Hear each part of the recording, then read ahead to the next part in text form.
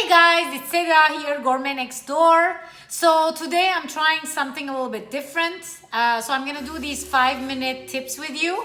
So today's tip is gonna be all about how to make a fresh pesto. With that, let's get pestoing. So the first and foremost important ingredient in a pesto is obviously the fresh basil. And then I have some really good quality extra virgin olive oil. Now, the must-haves in any fresh pesto is Parmeggiano Reggiano. You need the high quality stuff, okay? Don't use the fake stuff. Go with the real stuff, but it's gonna give you so much more flavor. The other thing that pesto needs to have is pine nuts and garlic. Not too much garlic. I'm putting only 2 cloves for all this basil. Now, equipment-wise, you need a nice little processor, okay? I'm gonna use my tiny one. I love this little guy. It's so small, but honestly, it's the best chopper in the world. But you can use a regular food processor, and if it has even the, the hole where you put the oil slowly, that's even better. I'm kind of liking this new angle. I think it's pretty cool. So the first thing I'm gonna go ahead and do is take the basil leaves off the plant. Smells amazing. I love the fresh basil smell.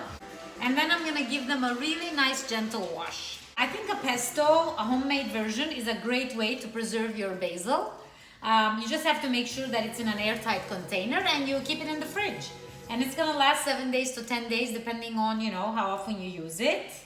Guys, now I have my basil leaves all washed and dried. Now I'm gonna go ahead and toast my pine nuts, but you have to be very careful with pine nuts, okay? They burn absolutely very quickly. So I'm gonna go ahead and turn the heat to a medium high. I want the pan to get first of all hot, and then I'm gonna drop the little guys.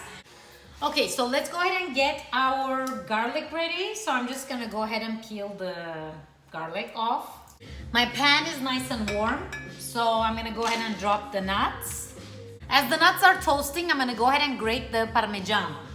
So I have a bowl here, I got my micro blade, and now it's time to grate away. So I'm toasting the nuts, and as you see, I'm moving them around. That's it, the nuts, it smells amazing, the flavors come out. So I'm just gonna let it hang out a bit, okay, and cool off, remove it from the heat. Now it's time to make our pesto. First thing I'm gonna do is put my pine nuts.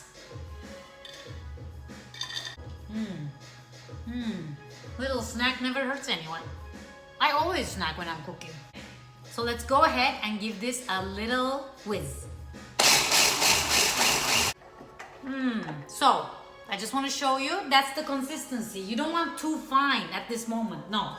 So now I'm gonna go ahead and add my beautiful basil. So I really packed that thing in. Now, let's close this off and let's give it a little whiz. Guys, at this moment, I'm gonna go ahead and add a little bit olive oil so it turns much easier because oil is gonna act like a lubricant. Let's go ahead and drop our garlic cloves.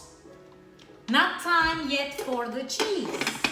So, let's go back. Let's go ahead and add more olive oil. It takes a good amount of oil.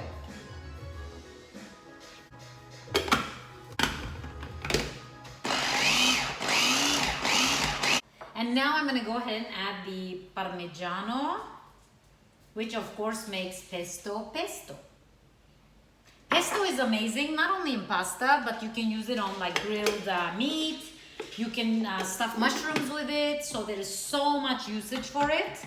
It's such a versatile and delicious and colorful sauce. It's perfect for the gourmet next door. I'm gonna go ahead and scrape the sides. At this point, I'm gonna go ahead and add a bit of salt.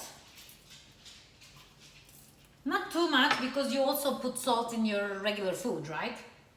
Now the last dab of oil. And honestly, you can eyeball it. I mean, you know when the pesto comes together. So that's when you stop adding the oil. Do you hear the blade? It's moving in very freely, and that's what you need to look for. I think we're there. Oh, that looks so good. Let's go ahead and give this a little taste. Guys, I know you can buy the store-bought stuff and it's delicious, but trust me, making your own pesto is so rewarding and it's so easy, and the flavor is gonna like knock your socks off. So give it a try.